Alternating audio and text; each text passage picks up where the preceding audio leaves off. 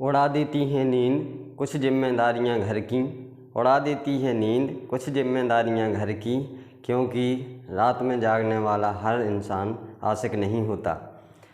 तो आइए देखते हैं, हम आज एक नया टॉपिक लेकर आए हैं। तो सभी छात्रों को मेरा नमस्कार, मैं रघुवीर सर। तो आज मैं आप लोगों के लिए फिर से एक नया टॉपिक लेकर आया हूँ। तो देखिए, आप लोग इसको बड़े ही ध्यान से पढ़ें। तो ये जो टॉपिक है ये है हुंड का नियम। तो ये इलेक्ट्रॉन वितरण संबंधी हुंड का नियम है और इन्होंने इलेक्ट्रॉनों के वितरण के संबंध में नियम दिया था। तो आइए हम देखते हैं। इसके जानने से पहले हमें कुछ चीज़ों को जानना बहुत ही ज़रूरी है। तो आइए हम देखते हैं। हमने देखा कि जो हुंड का नियम है, समान ऊर्जा कक्षकों में इलेक्ट्रॉन सबसे पहले रिक्त कक्षकों में प्रवेश करते हैं। इसके बाद आंशिक रूप से भरे कक्षकों में इलेक्ट्रॉनों के जोड़े बनाए जाते हैं, जब तक कि उपकोष के समस्त कक्षकों में एक एक इलेक्ट्रॉन नहीं पहुंच जाता। मतलब कहने का ये कि जब इलेक्ट्रॉनिक विन्यास के समय किसी भी उपकोष के, मैं अभी उसको बताऊंगा उपकोषों के बारे में भी, किसी भी उपकोष के प्रत्येक कक्षक में जब तक एक एक इलेक्ट्रॉन नहीं पहुंच जाता तब तक उसमें पुनरावृत्ति नहीं होती है इलेक्ट्रॉनों की, यानी इलेक्ट्रॉनों के जोड़े नहीं बनाए जा सकते। इसलिए हम देखते हैं, पहले हमें कुछ जानना ज़रूरी है। मान लीजिए ये है हमारी परमाणु संरचना है। तो हम देखते हैं ये हमारा नाभिक है। क्या है? ये नाभिक है। और इसके बाद ये हमारा पहला कक्षक है जिसको हम के बोलते हैं, एल बोलते हैं, तीसरे को एम बोलते हैं, इसको एन बोलते हैं, या इसको हम एन से भी दर्शाते हैं। एन बराबर 1, एन बराबर 2, एन बराबर 3 और एन बराबर 4। ठीक है। तो इसमें इन कक्षकों में इलेक्ट्रॉन रहते हैं। ठीक है। अब देखिए, जो प्रत्येक कक्षक है ये मुख्य ऊर्जा स्तर हैं, ये कोष हैं। क्या हैं? कोष हैं। इनको हम सेल कहते हैं। ठीक है। तो ये क्या है? ये मुख्य कोष हैं, यानी इनको हम क्या बोलते हैं? सेल। ठीक है, सेल बोलते हैं, या हम क्या कह सकते हैं? कोष। ठीक है। तो ये क्या है? कोष है। इसके अंदर कुछ उपकोष होते हैं। जैसे पहला जो है, इसके अंदर एस होता है। पहले कोष में क्या होता है? एस उपकोष होता है। दूसरे में एस और पी होता है। तीसरे में एस, पी और डी होता है। चौथे में एस, पी, डी और एफ होता है। ठीक है। तो इस प्रकार से उपकक्षक होते हैं। इनको हम क्या बोलते हैं? उपकोष। इनको हम क्या कहते हैं? उपकोष कहते हैं, या सबसेल कहते हैं। क्या कहते हैं? सबसेल। तो देखिए, ये तो हो गई जानकारी। अब हम देखते हैं कि इलेक्ट्रॉनिक जो विन्यास जब होता है तो उसमें इलेक्ट्रॉन किस प्रकार से भरे जाते हैं। आप लोगों ने ऑफ-बाउ का नियम भी पढ़ा होगा, लेकिन मैं आपको ऑफ-बाउ का नियम भी एक वीडियो में बताऊंगा। तो यहाँ हम देखते हैं कि जो एस होता है, एस उपकोष होता है, चाहे वो किसका होता है, चाहे वो पहले कोष का हो, चाहे दूसरे कोष का हो, चाहे तीसरे हो, चाहे चौथे कोष, किसी भी कोष का एस कक्षक हो। तो एस उपकोष में क्या होता है? इसमें 2 इलेक्ट्रॉन भरे जाते हैं। पी में कितने भरे जाते हैं? पी में 6 भरे जाते हैं, और डी में 10 भरे जाते हैं, और एफ में 14 इलेक्ट्रॉन भरे जाते हैं। ठीक है। आप लोग ध्यान से देखें, क्योंकि एस सबसेल है जो, इसमें कितने होते हैं? सिर्फ एक ही कक्षक होता है। क्या होता है? एक ही कक्षक होता है। और इसमें पी में कितने होते हैं? 3 कक्षक होते हैं। और डी में कितने होते हैं? 1, 2, 3, 4, 5 होते हैं। और एफ है जो, एफ में कितने होते हैं? 7 कक्षक होते हैं। इसमें कितने होते हैं? 7 कक्षक होते हैं। ठीक है। 2, 3, 4, 5, 6, 7। ठीक है। अब तो प्रत्येक में, तो ये जो छोटे छोटे खंड हैं, इनको हम क्या बोलते हैं? ये कक्षक कहलाते हैं। ये कहलाता है क्या? उपकोष या सबसेल। ये उपकोष है, और जो छोटे छोटे ये हैं इनको हम बोलते हैं क्या? कक्षक। कक्षक बोलते हैं या ऑर्बिटल बोलते हैं, ऑर्बिटल बोलते हैं। ठीक है, ये क्या है? ऑर्बिटल्स है। अब देखिए इनमें जो एस है इसमें 2 भरे जाते हैं, 2 इलेक्ट्रॉन। जो पी है इसमें 6 भरे जाते हैं, 6 इलेक्ट्रॉन। और जो डी है इसमें 10 इलेक्ट्रॉन भरे जाते हैं, इसमें 10 इलेक्ट्रॉन। और जो एफ है इसमें कितने भरे जाते हैं? 14 इलेक्ट्रॉन। तो देखिए इसमें 14 इलेक्ट्रॉन हो गए। अब इसके बाद हम देखते हैं कि इनमें जो प्रत्येक ये छोटे छोटे हैं, ये क्या है? ये कक्षक हैं। क्या है? ये ऑर्बिटल्स है। तो देखिए सभी ऑर्बिटल्स में 2-2 इलेक्ट्रॉन होंगे, 2 इलेक्ट्रॉन से ज़्यादा नहीं भर सकते। ठीक है, अब हम देखते हैं कि जो हुंड है उन्होंने कहा है कि किसी भी इलेक्ट्रॉनिक, किसी भी परमाणु में, समान ऊर्जा वाले उपकोष में इलेक्ट्रॉनों की पुनरावृत्ति तब होती है जब उसमें पहले से ही एक एक इलेक्ट्रॉन पहुंच जाता है। यदि किसी भी उपकोष के सभी कक्षकों में यदि एक एक इलेक्ट्रॉन नहीं पहुंचता है, जब तक वो आधे नहीं भरते हैं, तब तक उसके बाद उसकी पुनरावृत्ति, इलेक्ट्रॉन की पुनरावृत्ति नहीं की जा सकती है। ठीक है, तो ये हमें पता है कि एस पी डी एफ ये 4 भागों में, ये 4 उपकोष हैं। और प्रत्येक उपकोष में क्या होता है? इसमें जो पहला उपकोष है इसमें सिर्फ एस, जो पहला, देखिए जो पहला वो है, यहाँ लिखते हैं, जो पहला कोष है उसको हम क्या कहते हैं? के या n बराबर 1।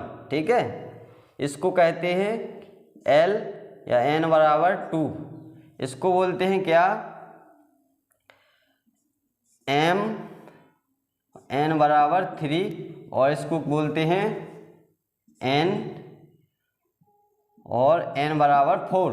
ठीक है, अब इसमें क्या होता है? सिर्फ s कक्षक होता है, इसमें s उपकोष होता है। पहला कक्षक है जो k, इसमें क्या होता है? सिर्फ s होता है। क्या होता है? s। इसमें s और p 2 होते हैं। ठीक है, इसके बाद इसमें s, p और d 3 होते हैं, और इसमें s, p, d और f ये 4 उपकोष होते हैं। ठीक है, मैंने जैसा कि यहाँ बताया कि पहला जो कोष है उसमें कितने उपकक्षक हैं? सबसेल हैं s, सिर्फ एक ही है, और 2 इलेक्ट्रॉन भरे जाते हैं। यहाँ मैंने देखिए लिख रखा है। और जो दूसरा कोष है, दूसरा एनर्जी लेवल है, उसमें क्या है? s और p है, मैंने यहाँ भी लिखा है। और तीसरा है इसमें s, p, d 3 सबसेल हैं। और जो चौथा है इसमें 4 हैं, s, p, d, f 4 subshell हैं। ठीक है, अब आइए हम एग्जाम्पल के रूप में देखते हैं कि इलेक्ट्रॉन किस प्रकार से भरे जाते हैं। तो अब देखते हैं हम कि जो इलेक्ट्रॉन हैं वो हुंड के नियम से किस प्रकार से भरे जाते हैं। हुंड ने किस प्रकार इसको बताया है कि इलेक्ट्रॉनों का जोड़ा कब बनता है। तो यहाँ मान लीजिए हमने लिया, यहाँ ऑक्सीजन लिया, मान लीजिए हमने कार्बन लिया। ठीक है, यहाँ हमने नाइट्रोजन लिया, यहाँ हमने ऑक्सीजन लिया। तो कार्बन है, इसमें इलेक्ट्रॉनों की संख्या कितनी है? 6। इसमें जो जितने प्रोटॉन होंगे उतने ही उसके विपरीत चार्ज वाला क्या होता है? इलेक्ट्रॉन होता है। तो इसमें प्रोटॉन पर कितना होता है? क्या धनावेश होता है, और इलेक्ट्रॉन पर ऋणावेश होता है। तो इसमें इसके नाभिक में कितने? 6 प्रोटॉन होते हैं, और उसके विपरीत आवेश वाले, माइनस वाले 6 इलेक्ट्रॉन होंगे। तो इसका जब हम इलेक्ट्रॉनिक विन्यास करते हैं तो यहाँ देखिए 1s2, 2s2 और 2p2। ठीक है, यहाँ हमने देखा। अब यहाँ हम देखें इनको यदि इलेक्ट्रॉनों को भरे हुंड के नियम से कि तो यहाँ जो हमें पता है कि जो S है उसमें सिर्फ एक ही कक्षक होता है, और जो कोई सा भी S हो इसमें भी एक कक्षक होगा, और जो P है इसमें कितने होते हैं, 3 कक्षक होते हैं। ठीक है, तो यहाँ कितने हैं, 3 कक्षक। तो इसमें तो 2 इलेक्ट्रॉन हैं, ये भरा हुआ है। पहला जो ऊर्जा स्तर है, एनर्जी लेवल है, ठीक है, तो इसमें सिर्फ S होता है तो ये भर गया। दूसरे में S और P होता है, तो इसमें देखिए S में तो 2 ही होते हैं, S उपकोष में 2 ही इलेक्ट्रॉन भरे जाते हैं, और P के 3 कक्षक होते हैं। S का 1 कक्षक होता है, P के 3 कक्षक। तो इसमें देखिए कितने इलेक्ट्रॉन, 2 इलेक्ट्रॉन बचे हैं। 2 इलेक्ट्रॉन शेष हैं, तो उनको हम इस प्रकार से पहले क्या करते हैं, पहले जितने किसी भी उपकोष के जितने कक्षक हैं, ये जैसे Px है, ये Py है और ये Pz है, क्या है, Pz है। तो यहाँ देखते हैं कि पहले हमने 1 भरा है, इसमें 1 इलेक्ट्रॉन को हमने फिल किया है। इसके बाद हम दूसरा इलेक्ट्रॉन, अब इलेक्ट्रॉन चूँकि बचे नहीं हैं, इसमें इलेक्ट्रॉन नहीं है, तो क्या होता है कि इसका जो 1 इलेक्ट्रॉन है ये चाहता है कि या तो आधा भरा हुआ हो, इसका जो सबसेल है, ठीक है, P सबसेल है, वो आधा भरा हुआ हो, यानी सारे जितने कक्षक हैं इसमें सारे आधे भरे हुए हों या पूरे भरे हुए हों। तो यहाँ देखिए इसमें 1 कक्षक इसका अभी भी खाली है। तो क्या होता है कि यहाँ से जो 1 इलेक्ट्रॉन है वो जंप करके कहाँ पहुँचता है, यहाँ पहुँच जाता है। ठीक है, उत्तेजित होकर के यहाँ पहुँच जाता है। ठीक है, यानी उच्च कक्षा है जो निम्न कक्षा से कहाँ पहुँचता है, निम्न कोश से कहाँ पहुँचता है, निम्न कोश से उच्च कोश में। ठीक है, कहाँ पहुँचता है, निम्न से उच्च कोश में। ठीक है, अब देखिए यहाँ उच्च कोश में क्यों पहुँचता है, क्योंकि उच्च कोश में पहुँचने के लिए यहाँ से मान लीजिए कहाँ से पहुँचा है, इसमें से S में से किस में पहुँचा है, P में पहुँचा है, ज़्यादा ऊर्जा वाले स्तर में। क्यों पहुँचा है, वो क्यों कैसे पहुँचता है, तो इसको पहुँचने के लिए एनर्जी चाहिए कि नहीं। जैसे मान लीजिए हम छोटी क्लास में बच्चों को जंप करा देते हैं, कक्षा 1 से सीधा 3 में पहुँचा देते हैं। क्यों पहुँचा देते हैं, क्योंकि उनका लेवल यानी क्षमता बढ़ जाती है, पढ़ने की क्षमता ज़्यादा होती है, तो उसको सीधा डायरेक्ट यानी उसकी एनर्जी ज़्यादा होती है, इसलिए उसकी क्षमता ज़्यादा होती है, इसलिए उसको जंप करा देती है, 1 से सीधा तीसरी कक्षा में पहुंचा देती है। ठीक है, और कभी कभी ऐसा भी होता है कि तीसरी कक्षा वाले को तीसरी में ही रहने देते, उसे अगली कक्षा में प्रवेश नहीं देते। क्यों, क्योंकि उसकी क्षमता कम हो जाती है। यानी जब इलेक्ट्रॉन दूसरे ऊर्जा कोश में पहुंचता है उच्च लेवल वाले, तो उसको एनर्जी की आवश्यकता होती है, उसकी क्षमता होती है कि वो दूसरे में पहुंच जाए, और जब वो वापस आता है तो उसकी एनर्जी क्या हो जाती है, उत्सर्जित हो जाती है, निकल जाती है, इसलिए वो ज्यों कहते हो उसी कक्षा में आ जाता है, और इसके लिए हमें एनर्जी बाहर से देनी पड़ती है, ऊर्जा। ठीक है, तो इतनी बात आप समझ गए होंगे। आप देखिए, तो ये निम्न कोश से कहाँ, उच्च कोश में पहुँचता है इलेक्ट्रॉन। ठीक है, जंप करके। अब यहाँ देखिए, हमने देखा कि यहाँ जो पहला ऊर्जा स्तर था ये तो पूरा भरा हुआ है, और दूसरा है तो दूसरे में रहने तो 4 इलेक्ट्रॉन ही है। तो यहाँ देखिए ये आधा भर गया है, इसलिए ये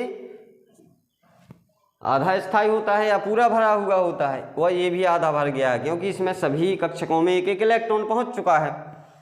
अब देखिए हम यहाँ और देखें आगे, तो यहाँ देखते हैं कि हमने इस प्रकार से भर दिए हैं, इसमें 1 इलेक्ट्रॉन इसमें पहुँच जाता है। ठीक है, अब और अगर होते तो इसमें हम 1 इलेक्ट्रॉन की पुनरावृत्ति कर दें। मान लीजिए अब देखिए नाइट्रोजन का हम करते हैं तो क्या होता है, 1s2 2s2 और 2p3। ठीक है, यहाँ भी हम इसमें s में क्या होता है, s में एक ही कक्षक होता है, इसमें 2 इलेक्ट्रॉन हैं।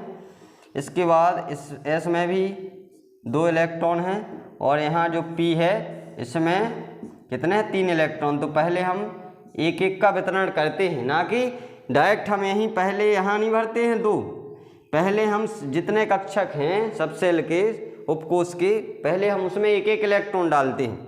यदि बचते हैं इलेक्ट्रॉन, इसके बाद उसकी पुनरावृत्ति होती है। और हमने यही बताया है कि पुनरावृत्ति कब होती है, जब पहले से एक एक इलेक्ट्रॉन उसमें हो, तब जाके पुनरावृत्ति होती है इलेक्ट्रॉन्स की। ठीक है।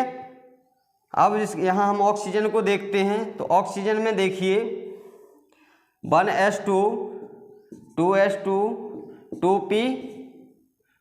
2p कितना हुआ 4।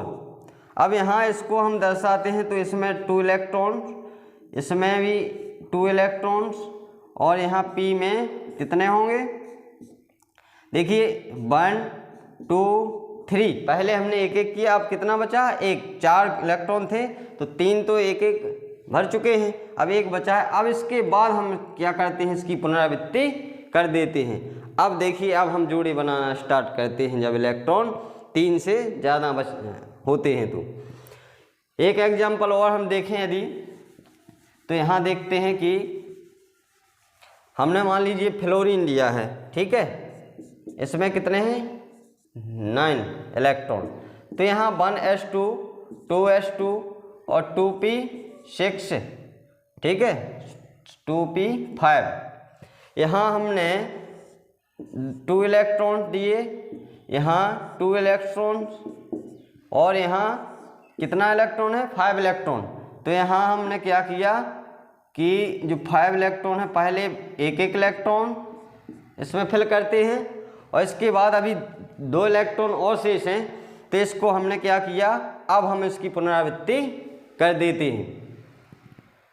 तो इस प्रकार से उन्होंने बताया कि परिभाषा के अनुसार भी यही है कि पहले किसी भी उपकोष में जितने भी कक्षक हैं सभी में पहले एक एक इलेक्ट्रॉन भर जाना चाहिए, इसके बाद ही उसके जोड़े बनाए जा सकते हैं। तो पहले हमने क्या किया, एक एक इलेक्ट्रॉन भरा, और बाकी जो बच रहे थे उसको हमने क्या किया, फिर उसके जोड़े यानी पेयर बना दिए, उसकी पेयरिंग कर दी है। ठीक है। तो दोस्तों आप लोग इसको ऐड कर लें कॉपी पर, और आगे जो मैं और वीडियो लाता रहूँगा इसके केमिस्ट्री के। तो आप लोग यदि केमिस्ट्री पढ़ना चाहते हैं तो डिस्क्रिप्शन में मैं लिंक दे देता हूँ, तो आप वहाँ से देख सकते हैं सारे वीडियो। क्लास 9th से 12th तक, 9th 10th साइंस है और 11th 12th केमिस्ट्री है, तो उसकी लिंक मैं इसमें डिस्क्रिप्शन में दे देता हूँ, तो आप लोग उसको देखें। और मेरे चैनल के नाम से भी आप सर्च कर सकते हैं।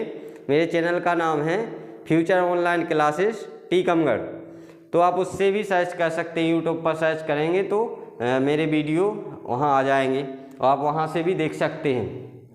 तो यदि वीडियो अच्छा लगा हो तो एक लाइक ज़रूर करें, शेयर करें और सब्सक्राइब ज़रूर करें चैनल को, और बेल आइकॉन यानी घंटी वाला बटन भी दबाएं, ताकि आपको जो अगली वीडियो मैं बनाऊं तो आप लोगों को आसानी से उसका नोटिफिकेशन मिल सके और आप देख सकें। ठीक है, धन्यवाद।